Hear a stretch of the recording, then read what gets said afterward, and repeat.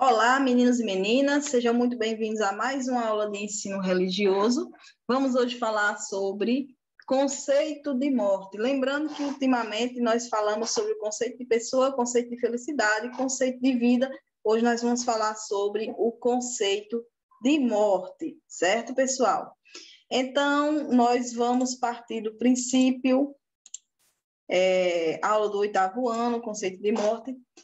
A morte, ela tem vários princípios, tá, pessoal? Primeiro, nós temos a morte, que a gente vai ter a morte biológica, certo? O primeiro princípio de morte é a morte que a gente vai tratar aqui, é a morte biológica. O que é a morte biológica? A morte biológica é aquela em que a ciência declara que você já não é mais uma pessoa viva, é uma pessoa morta. Isso é fácil de fazer, sim ou não, vai depender muito, porque também tem essa questão de quando a pessoa está morta e quando a pessoa está viva.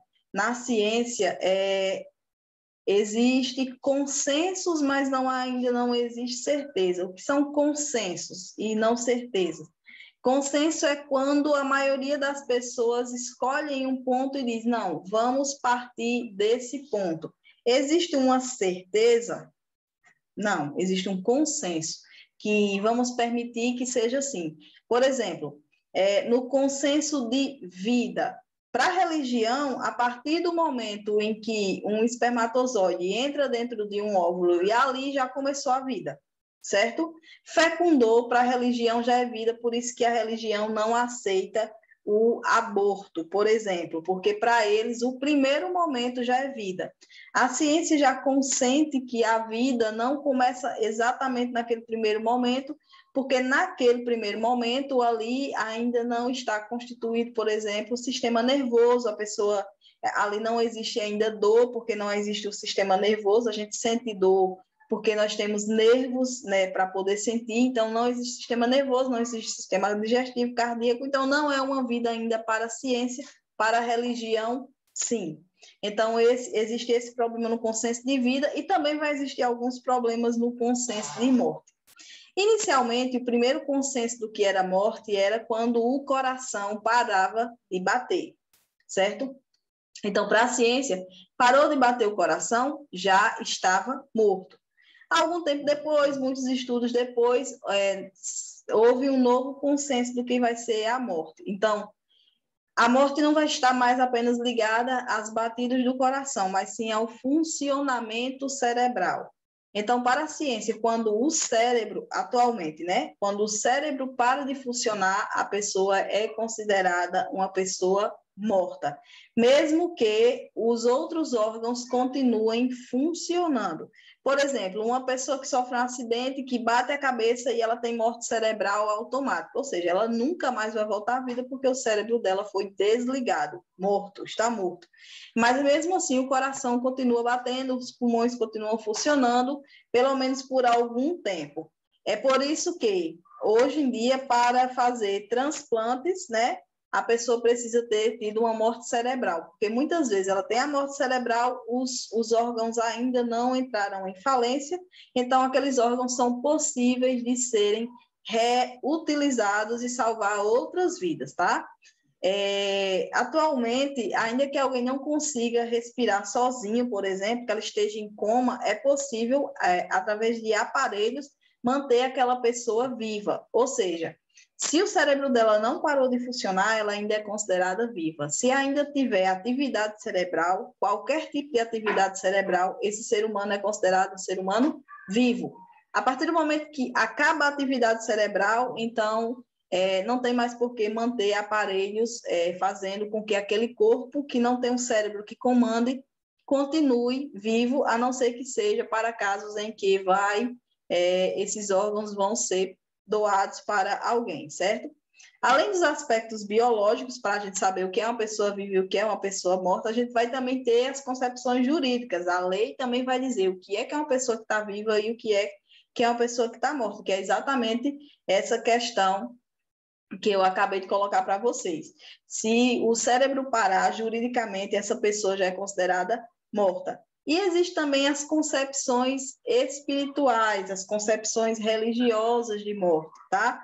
Então, é interessante saber que para ciência, né, a ciência ela não vai ter essa questão da crença em uma alma.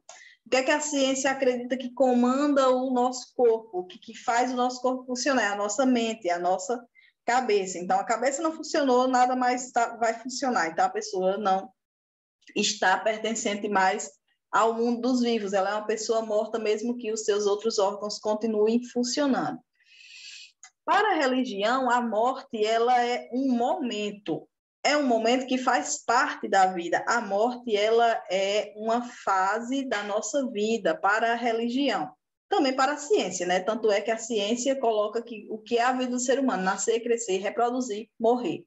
Então, para a religião, a morte ela é um momento da nossa vida, mas não é o fim, tá? Então, a grande maioria das religiões tem uma explicação para a gente, para dizer o que vai acontecer depois da morte. Então, grande parte das religiões tem esse conforto para dar ao ser humano de que esta nossa vivência dentro desse nosso corpo não é o fim, né?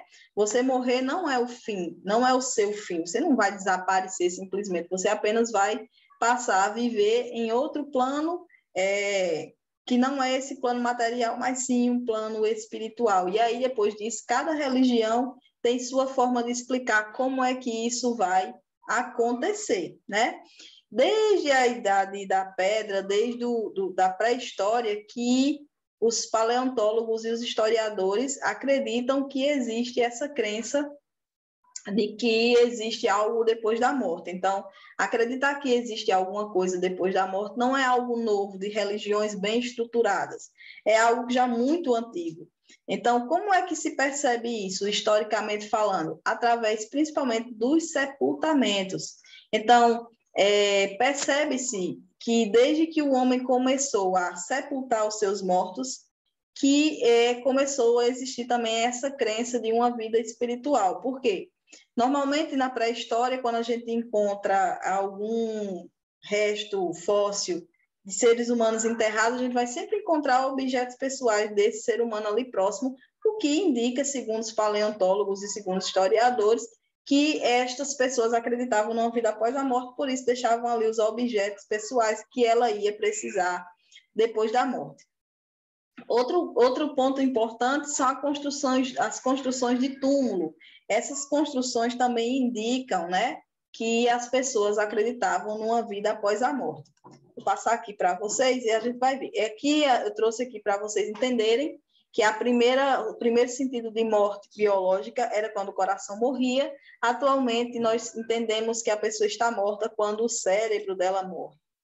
Desde a Idade Média, né, desde a pré-história, que a gente pode entender que o homem já entende que existe uma vida após a morte pelos funerais, e aí depois vem surgir os tipos de funerais, o que aí vai deixar mais claro, né, para a gente essa questão do ser humano entender que existe algo depois da morte, né? Ele acreditar que existe algo depois da morte. Eu trouxe aqui alguns tipos de túmulos para a gente poder ver.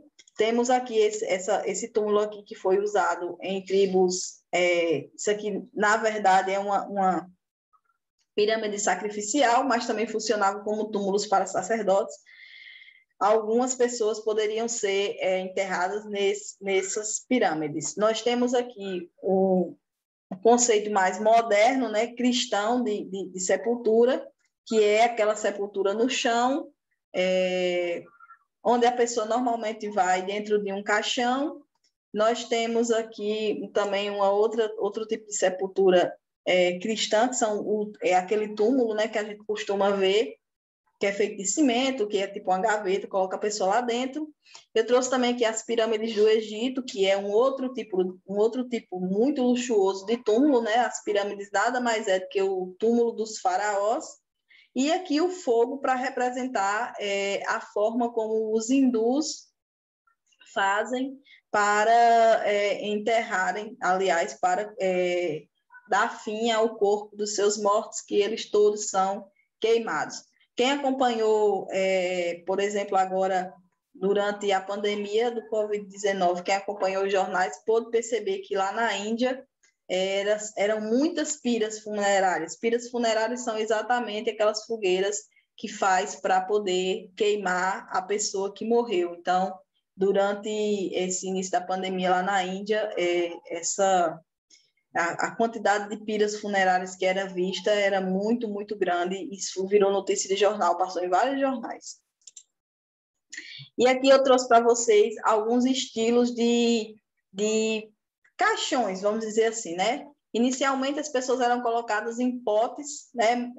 E junto com desse corpo, ele era colocado todo empolhidinho assim, dentro de um pote, juntamente com seus pertences. E isso mais perto da pré-história e dos metais por ali. E aí foi evoluindo. Aí a gente teve a parte da mumificação, que foi muito importante lá no Egito, né? Que eles não preservavam apenas os objetos, também preservavam os corpos através de mumificação, acreditando que essa pessoa iria realmente ter uma vida após a morte. E os egípcios tinham, inclusive, livros para ensinar a pessoa a ter uma boa morte, e existia todo um ritual que a pessoa precisava passar, e os familiares precisavam fazer aqui na Terra, para que essa pessoa pudesse entrar no mundo dos mortos. Hoje em dia, nós, aqui, né, no Ocidente, a forma mais comum de enterrar os mortos é dentro de caixões de madeira, enterrados no chão ou colocados em túmulos de cimento. Então, pessoal, essa foi a nossa aula de hoje, as formas, né, como a gente enxerga a morte e como as religiões enxergam a morte.